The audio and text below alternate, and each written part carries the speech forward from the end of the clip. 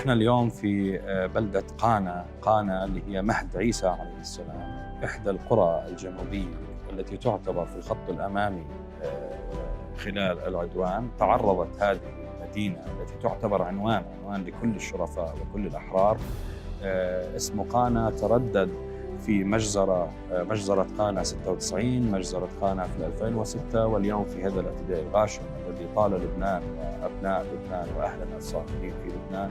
كان أيضا لها حصة من مواساة باقي القرى وباقي المناطق في الجنوب.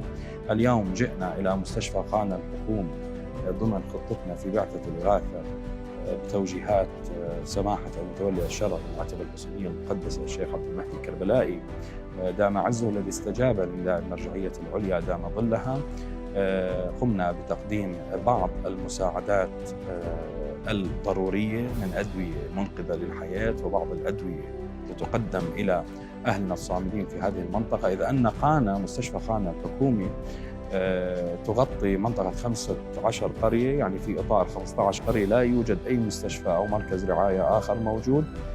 قمنا الحمد لله بتوصيل هذه الهدية باسم الإمام الحسين عليه السلام لتكون بلسما للجراحات وشفاء للمرضى.